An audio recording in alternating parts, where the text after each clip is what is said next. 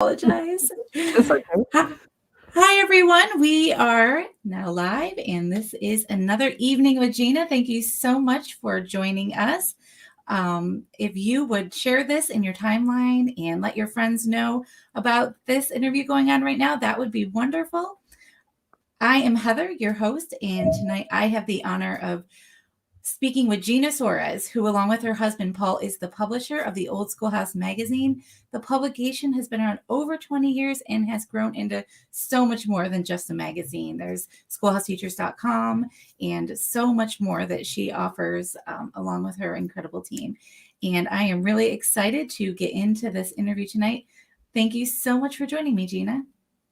Yeah, well, thank you, Heather. It's always fun to virtually sit across the table from you and chat. I always have a good time doing these. Oh, well, thank you so much. Well, I am just really excited about tonight's theme. It is setting goals in your homeschool. So, before we get into that, could you just introduce yourself for those tuning in? Absolutely. Yeah, I'm Gina Suarez, and my husband is Paul Suarez. Together, we publish the Old Schoolhouse magazine. We've been doing it for this is our 21st year, so it's amazing. You blink your eyes, and 20 years goes by. It's kind of incredible. But we have 7 children. We've homeschooled all of them all the way through. Now, the youngest three are still being homeschooled. Our oldest is 32. Our youngest is 9. So we are in the thick of it. And now we've got grandkids as well. So we are very, very busy, but having a great time. And we just cherish this time because again, just like when you blink 20 years, oh my goodness, it just goes so quickly. And when you have children, you really see it then. And you look in the mirror and you see the gray hair, but you look at your children and you see them all grown up and you're like, wow, time really flies. And I think I wish I would have back in the day been able to kind of fast forward and see how it does go so quickly and how this time that we have with our young children is so precious. It really is. It's just such a precious little tiny short window that we have this opportunity to glorify God with raising them up in Him. That's right. It is an incredible time for sure. And I just appreciate everything that you do. You just pour yourself into your company, it's your heart, and you speak from experience. And we're talking about setting goals in your homeschool, and I would love if you could share with us just some memorable goals that you have set in your homeschool that you have achieved over the years. If there's one or two that you remember that really sticks out to you. Yeah, well, when you first start homeschooling, you kind of, and especially if you come out of the public school environment, which I did. I was raised in public school. And so as you grow up, and of course, when you start having children, you're married, and my first thought is no, I can't homeschool. You have to be a professional to do that. You have to be a teacher. You have to be licensed. You have to go through not only college, but you have to do all this extra this graduate work and if you don't, then you're not a professional, and then there's no way you could actually educate a child because that is that's what society kind of puts out there as true and correct. And in actuality, it's not accurate at all. As we who have homeschooled and have done it for decades, we know that now. But I think in the very beginning, I did have these lofty goals, but I was very afraid, and I thought I really cannot do it. Yet others are doing it, and therefore I have to do it. And I think a lot of moms they kind of look at their friends, maybe their older friends or relatives who are further along in the game, and they get very discouraged or very intimidated. They start setting goals that are kind of crazy because they're not setting those goals based on their own experience and their own abilities and their own timeline that the Lord has put them on. They're kind of looking at the next person and saying, "Okay, I need to be on that timeline, and I need to succeed and do what they're doing, and I need to fulfill all these maybe extra things that aren't really necessary." So every family is different, and every child is deserving of a custom education. And again, those who homeschool, they know exactly what that means because you can have one child or you can have 11 children, and but you know that each child is so individual, they're so different and so unique, and they're completely separate identities from each other and even from ourselves. Obviously, they are their own person. And with me having 7 kids, I can testify to the fact that that they're so different that there is no way I could have homeschooled all of them or educated them in the exact same format. And so it's hard for schools. Imagine the public school Mm. classroom where you've got 30 kids and there's a teacher trying her hardest to get everything done that's supposed to get done and to meet those goals and to reach Wow. those different markers that they have set, and they're just pulling everybody along on the same track at the same time and the same, whether they all have the same interests or not, it really doesn't matter. So with the homeschool, you can look at that child, you know that kid, you know him because you've known him since before he was born, and you love that child tremendously. You want that child to succeed. You want that child to be a productive member of society. You want that child to be an excellent citizen and to love the Lord their God with all their heart. You have all these goals, and those are the good goals. Those are the goals that, reach for the stars and set the standard very, very high when it comes to the biblical goals, the goals that say, I'm going to follow God's word and I want my children to love the Lord. And we're going to do all that we can to ensure that he knows the Lord, that she is walking with God to the best of our ability, because we're going to stand before the Lord someday and give an account. The other things that are the academics, those are very important as well, and we're going to make goals, and we're going to teach our children to set goals, because you're going to do that throughout your whole life. But I think it's just important to prioritize and to maybe not put so much pressure on yourself. I think a lot of new mamas do that. I know I did. And then what happens is you end up not making a lot of the goals because you you're trying too hard and maybe you're reaching in the wrong direction to begin with. So again, your starting off point is, I want my child to love the Lord, her God, the Lord, his God, with all their heart, soul, mind, and strength. And we're gonna do everything we can to introduce them to the Lord and to model Christ for them, to walk with them, to pray with them, to pray for them. And the academics are going to follow because you love your child and you want the best. And I mean, we already know what we do. Today, I was kind of kicking myself because I put my child, one of my kids, into yet another class that she really is going to love. And I know she's going to excel in it, but it's very expensive for us because we've kind of reached our budget, but I can't help it. I love the child, and I know that it's going to help her reach certain goals and help her build her confidence. And so I'm going to do it. And that drives us. The love of our children drives Mhm. us to help them with their academics anyway. So those goals are going to be met. So I think just that's the long answer to me saying, really, prioritize your goals, make sure that you're reaching in the right direction, making the goals, the important goals, the ones that matter. And then the rest of it, the academics, because you love your child and you're going to chase after that education with them, those are going to happen along the way. And I don't even think that I would be able to tell anybody, here's the goals you need to set and here's your timeline. I mean, I don't like formulas because I think that not only is every child unique and different, but we as parents are as well. We are all different. And so we have different needs. There's your long answer.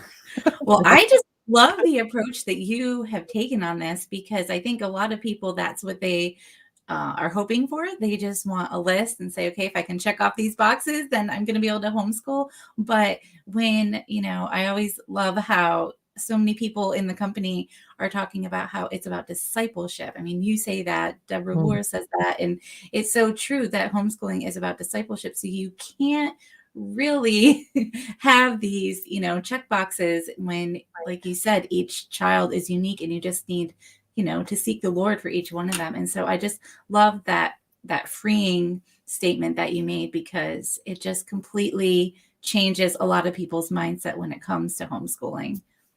So right. I just appreciate that. Yeah. And Amen. I just talked to so many moms and who say I can't homeschool because of this and that, and it's just when I try to explain to them that it's more about the home and less about the school, it's hard for them to wrap that around in their mind because they want to make sure all the academics come into play. So I love how you mentioned that the academics will follow and you'll chase after the dreams of your children. Because I've been seeing that, I'm starting to have teenagers. So I'm totally seeing what you're saying, where you want them to succeed. So Mhm, mhm. it's gonna happen. So I just love that. I would love if we could touch on, some possible unrealistic goals that homeschool moms often set, either in the beginning or while they're going along on their homeschooling journey. Yeah. Unrealistic goals. I think Honestly, I think probably you would expect me to say, well, don't set long-term goals, keep them all really short and then attainable. And I may surprise some to say, no, the long-term goal, that's your first goal. Your first goal is, okay, the Lord has put me on this path. He has called me out of the public school system. I'm supposed to be discipling my own child. I'm going to raise this child and I'm going to make a goal and I'm going to attain this goal with God's help. And that is this. And this is my long-term goal. And this is my foundational goal, my fundamental top number one, kind of like the lighthouse. Your eyes are on not going to the left or the right, but this is what you have your eyes on. And that is this. I'm in it for the long haul. I am going to raise this child and I'm going to educate this child and I'm going to put my heart into it and I'm going to love it and I'm going to cry and I know I'm going to have the hard times with the good times because I'm not so um I think most moms are not silly enough to think, oh, this is going to be just a cakewalk and a dream and easy and all of that. Most thinking parents know, okay, this is a calling and this is a big deal and this is a job. Um, and that is just, it's long term. This is not something where we're going to say, okay, I'm going to go into this and we'll try it for a year. And if we don't like it, well, the big yellow bus is going to show up around the corner in the fall, and we're going to just pop that kid back on that bus. And so we gave it the old college try. I think that's the biggest mistake that parents sometimes fall into. And I think that Christian parents, especially, you got to look at what's happening in the world right now. You have to take a good look around and recognize, the time is short. This world it's on the wide path. What does God's word say? Few find the narrow path, few find the Lord. And I look at my kids and I think, okay, God gave these kids to me and I got to do everything in my power. Now it's the Lord. The Lord does the saving. It's 100% of him, all him, but he's placed me and my husband here in this particular time with this particular child, this particular group of children, and I have a job to do, and I have to take it seriously. It's not something that we're gonna, look at like it's a lab experiment, and we're gonna just test this and test that and test this and test that. Do that with curriculum, but don't do that with your child's spiritual well-being. That is something that comes out of God's word. So, as a parent, you need to know God's word. We have to keep our nose in the Bible. We have to, and we have to not only read the Bible, but be able to understand the Bible and to know doctrine, to have our theology um, straight out of God's word, and then teach it to our children so that they are strong. They're strong in God's word because the world will call, and many, many children will answer. They will answer that call. And that's a heartbreak for a parent to go through. That is a heartbreak, a grievous thing. And I know because I have talked to countless parents, and it's much more common than one may think. And that's another goal. People think, well, if I just do, again, they fall back on formulas. If I just do this and just homeschool this child and do everything right, my kid is going to be perfect and they're not going to ever struggle and they're not going to sin. And all of that is nonsense because again, we live in this world. We have a sin nature. Our children have a sin nature. We're not perfect. We're far from it as parents. No parent will ever be perfect. And there's no formulas. There's just no formulas except for reading God's word and trying to apply and crying out to the Lord, praying for each child and saying, Lord, I know you're going to hold me responsible. I have to give an account for these children. And Lord, give me the will, the desire, the ability, the strength. Um, to do this thing that you've placed me on. So if it's that serious, if God has placed us on this path with these children to raise, and we are supposed to raise them up in a way they should go, so they will not depart from it when they're old, then we got to take it seriously enough to say, well, then I'll take care of the educating too. They need to be with me. How am I supposed to train them if they're often being raised by somebody else? Romans did not send their children to Jewish schools and likewise. And if you're a Christian and you have Christian children, then you better give them a Christian education. It's crucial. That's your biggest goal right there as far as your children are concerned. And so again, the academics do follow. You love your child, you're intimately aware of their interests, their desires, their passions, what they're starting to get into, and you can just boy, you can run with that. My daughter Chloe is so into the violin, and now she wants to, and she plays a guitar, she plays ukulele. Now she wants to get into cello, and um, she all she wants. Sometimes she will spend hours and hours on that, and I let her do it because we'll do math later. The reading's getting done. The reading comprehension is actually pretty darn good, and everything is following, and we will make sure that we take care of the things that need to be taken care of, so that she is functioning and that she is well educated and she is literate. All of those things are, of course, are very important. But the girl is a musician, and she's composing, and she is performing, and self-taught, totally just plays by ear, and it's shocking how well she does, how far she's come. And so, and all parents probably can look at each of their children and say, yeah, my kid doesn't do violin, but they do this or they do that, or they are so good with technology, or they're amazing with a foreign language they've just started picking up.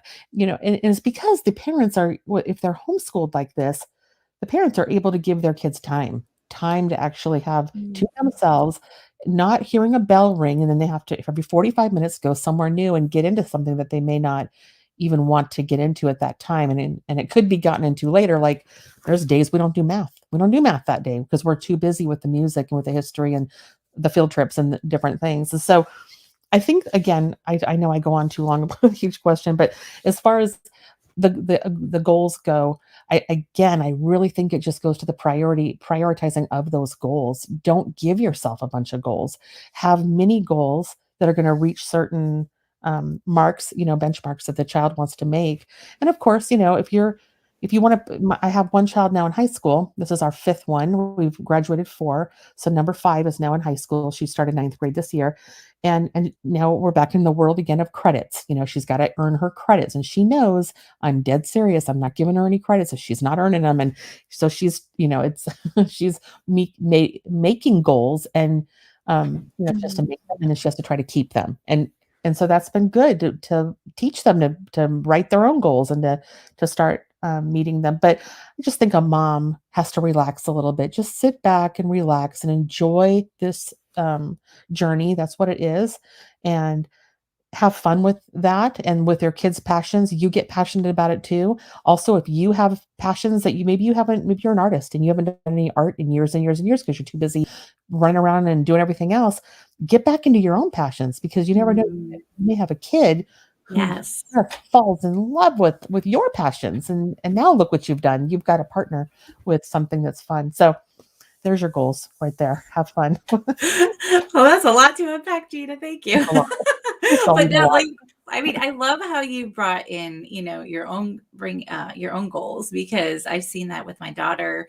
We just recently have gotten into kayaking. I mean, not this season, but this past summer. And Oh, so we each cool. have our own kayak, and that was something I used to love, before I had kids. And I never Mhm. thought that she would be into that. So it's just fun, the both of us being able to do that together. So Yeah. I just laughed when you said that. But I would love to go back to what you were saying. You're saying how, unfortunately, we see just the world calling, so many children's names and they're answering, and it's so heartbreaking. But, as you were saying that, it just reminded me that that's the joy of homeschooling. Is not That's the joy, but the joy, one of the joys of homeschooling is we can start to see when they're being drawn away, so we can kind of rein them in. If they were in the public school system, their Right. peers would be the ones that are directing them. But we can say, okay, let's take Mhm. a break from social media here. Let's take a break from this, and Exactly. let's focus on this. So it's just, that's the whole discipleship thing. But it's just so precious that we have that time. And like you said, that doesn't mean that things aren't going to happen, but the Lord knows He's in control, and we train them up in the way they should go. And we know that the Lord's ultimately in control. But we have these years, so let's take advantage of that time, right? So Mhm. I just love how, it's just those precious times that we can just direct our children, and I wouldn't trade that for the world. Amen. Um, yeah, I mean, obviously, there's just so much we could get into here, but I really want to take just a quick moment because, one of the benefits of schoolhouseteachers.com, which is a part of the old schoolhouse, is that, we can customize our own curriculum using the over 400 courses that we have on the site, which is just absolutely incredible. And I was thinking today how, it was just so awesome how I was able to do a course with my kids and then run to the library and, mingle with the people in the community, and have that time. And they were able to have interactions with people of an older age. And it was just, I just was just loving homeschooling today. It was just a really good day. And I'm just so thankful that, I'm not boxed into a certain curriculum and I have to have a certain amount done, but I can create my That's own right. curriculum. And using Schoolhouse Teachers for some of my courses has been an awesome opportunity. So if anyone is not a member that's listening um, live today in January of 2022, we have a Fresh Start sale where you can get your entire curriculum for your entire family for $175.50 a year if you use code Fresh Start at checkout. And if you're listening live right now, you also, if you leave a comment, and many of you have, thank you so much. Continue leaving those comments because one of you will be the winner of a 1-year ultimate membership. And that includes a subscription to the magazine. So leave your comments and we would be so excited to give you the opportunity to win that. So leave those comments below, and I would love if you could share maybe some goals that you're setting for yourself, or maybe you're not setting it any at all, which is, great. Just letting the Lord lead. Just how are you approaching 2022 is what I'd like to know.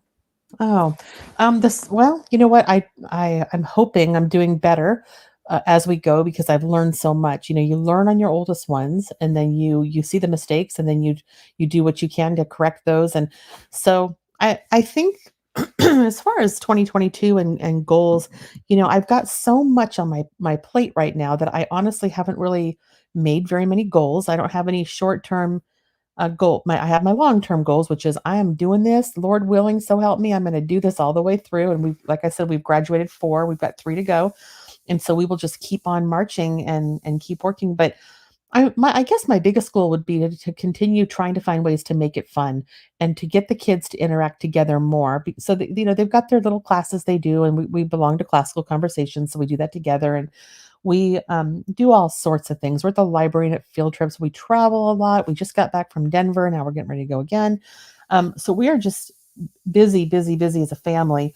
And I think that our biggest issue is honestly, I've got these 3 kids and they sure can squabble. They squabble and it makes me crazy and they squabble. And so we are working on them loving each other, them actually, I mean, we are having these heart talks that I never had with my older kids. So that's been kind of just a really neat thing. And so I'm just being really transparent here.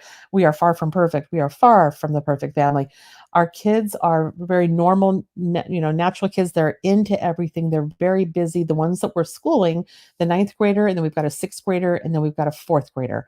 He's in 3rd. We don't really do grades until they get to high school, but they fight. They just squabble. And so we are actually doing more things with them than we've done before, and we're trying to get them to interact with each other more. So for example, my 9th grader who's getting credits, one of her credits is we've got a leadership. It's an elective, but it's a leadership course, and there's a lot of elements to it. There's many, many things she has to do, papers she has to write, and it's been really good. It's been good for her. I've seen a lot of growth in her just in this first semester, because now we're in semester number 2 of this year.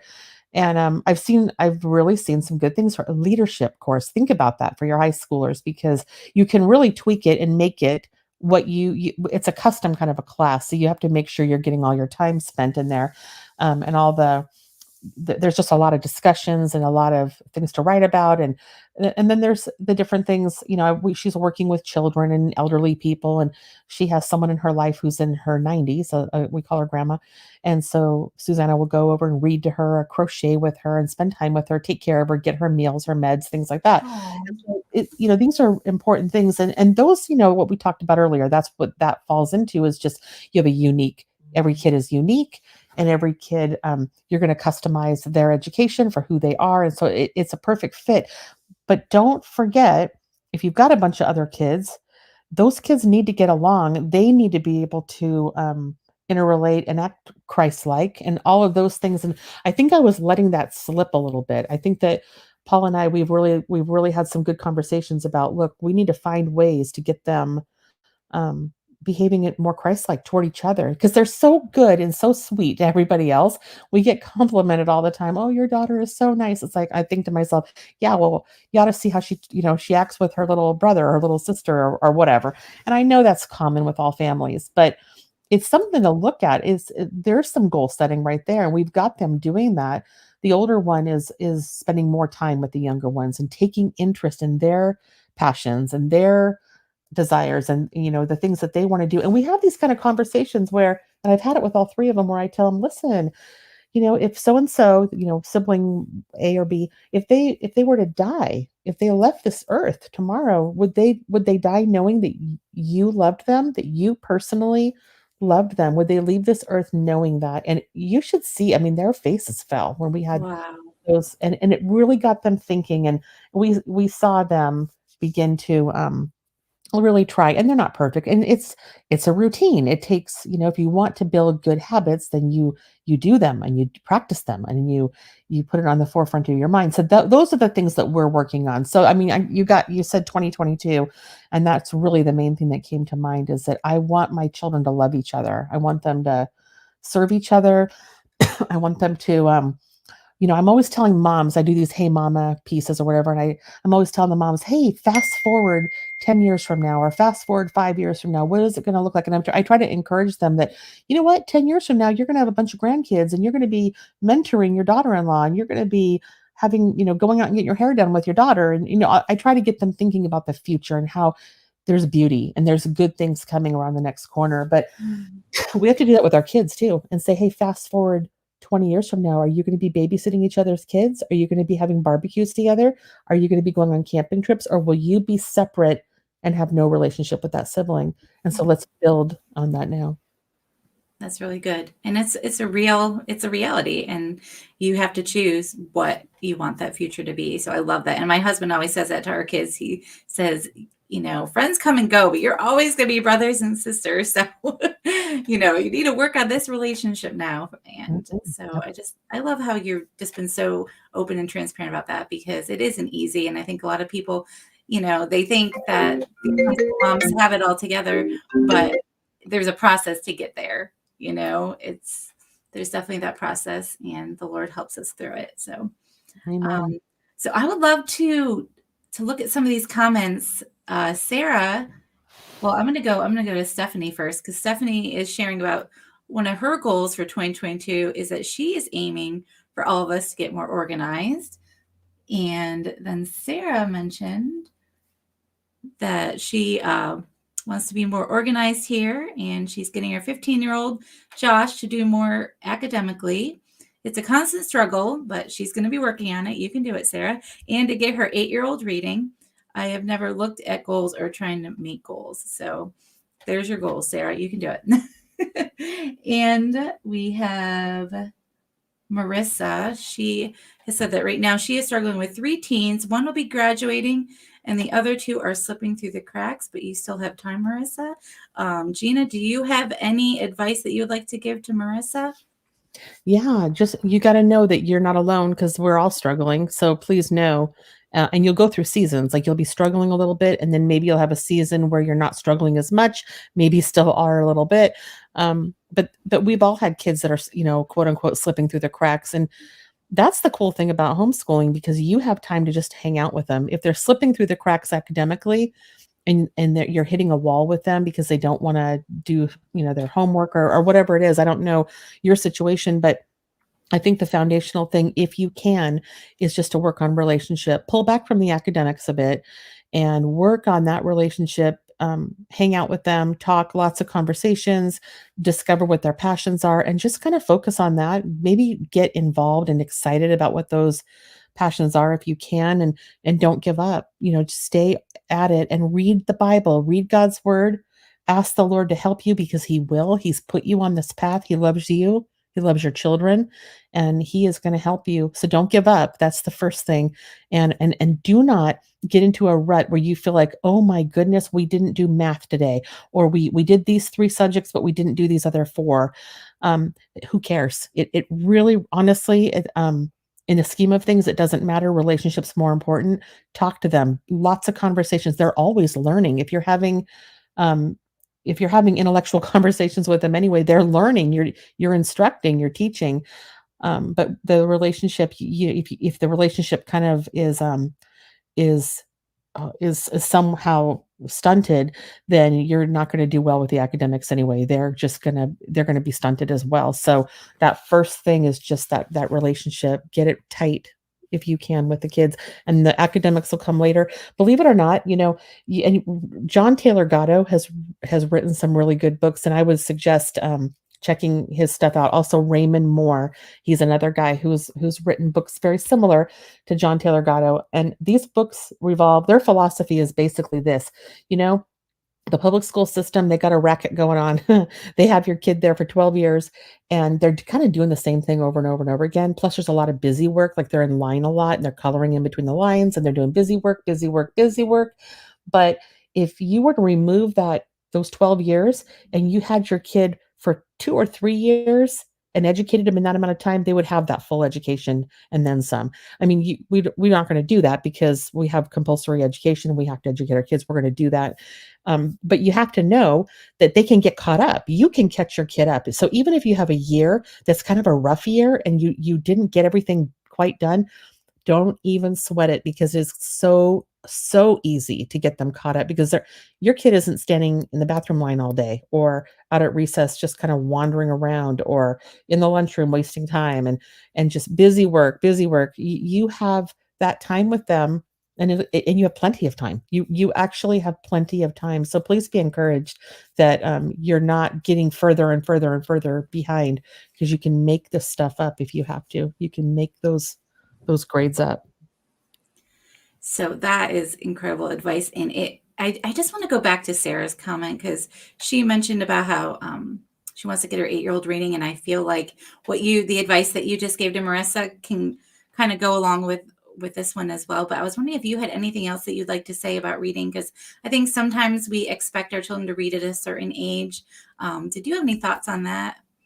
Yeah, and I like I actually, Sarah, I like what you said your last thing. You go, I have never looked at goals or tried to make goals. And I'm just like, well, good, because you don't have to.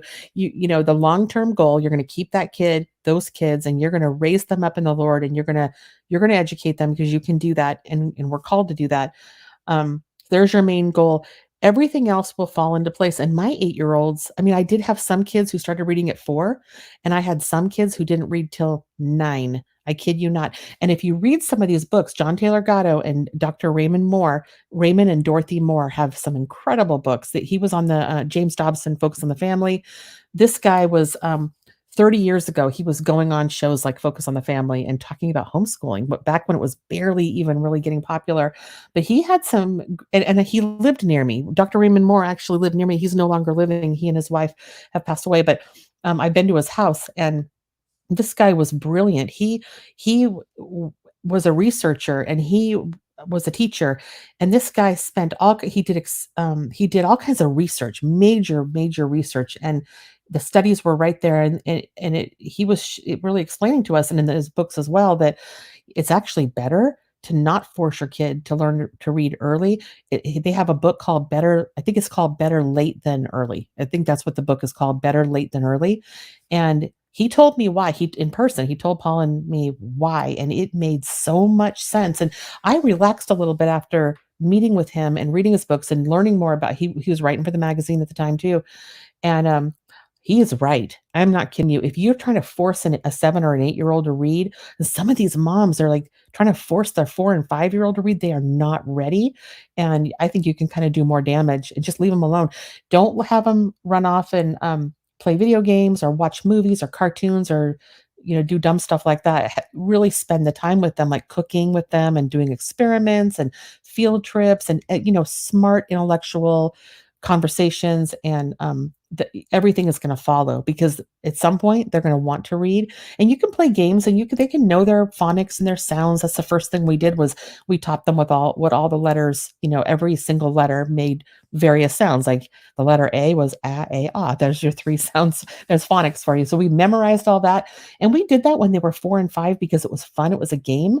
And then if they were ready to keep going, we kept going. And if they were not, like my little guy, he's 9. He's just barely reading. I mean, he's barely reading. And I guess here I am, a homeschool mom who's got this business, a magazine, and I've been doing it for 20 years, and I go around speaking and stuff. But I am not at all ashamed to say my 9-year-old is just barely reading. I'm not going to pretend, oh, I've got it all together. My kids were reading at 5, because they just weren't. And that is okay. It is actually so very okay, because this kid is a math kid. He's very minded. He's got the Legos going on. He's got the tech going on, and he's showing some interest in reading. And he can read, basic sentences and things like that. But I've had other kids that do the same, and they go on to be brilliant and do great in college, and they're fine. And remember what we talked about? You can catch those kids up, no sweat, in a matter of a few months. You can get accomplished what a public school does in several years. And that is not an exaggeration. That is just so very, very true. So that 8-year-old, Sarah, just let them play, but good games, good educational stuff, doing things with him, not just sending him off to go watch cartoons. That you don't want to do that. And he'll do fine. He'll do totally fine. Awesome. Thank you so much, Gena. So I just want to share 2 more goals. We have Melissa, who she said that this year, she said our goal is related to character growth. I feel like we've made a lot of progress, but there are good and bad days. And Diamond says that my kiddo is graduating this year, but we're focusing on more Bible study and life skills. So I just appreciate everyone who came by tonight and shared your comments with us and just give us a little glimpse into your homeschool, and especially you, Gena, giving us a glimpse into your life. And I just always love chatting with you. So thank you so much for coming out tonight.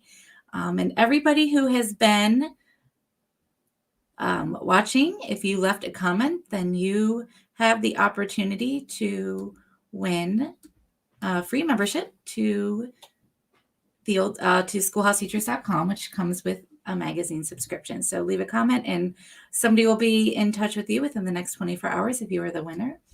And I hope to see everyone here next time. I believe our next evening with Gena will be February 22nd, and we hope to see you then. Thank you, Gena. Do you have any closing comments for us tonight? I guess my only closing comment would be, I just saw what Diamond said and I loved it, because she said that they're focusing on Bible. And what better way to start your kid off, when he goes off into the real world, knowing God's word. This is huge. This is so crucial. And then she went on to say life skills. And I cheered inside when I saw that, because again, in the public school system, you do not learn life skills. They don't even teach you anymore to balance checkbooks or anything like that. It's really about a lot of their agenda, all the extracurricular, the CRT, just all the agendas they have. And it's crowded out any kind of a whole lot of academics. And so when I see the life skills in particular, academics are great and you need them. But if you don't have life skills, if your kid has no clue how to do the basic things, they're going to be in trouble. And so I love that. I'm glad that she said that. And I think that is so important. Keep that in mind, that yes, I want my kid to follow their passions and to really go after, chase those dreams, but to remember what are some of these life skills that are very necessary. We need to do those too. And so good job, Diamond. I thought that was great. Wonderful. Well, thank you everybody for coming out, and thank you again, Gena. And we will see you next time. Have a good evening, everyone. Bye.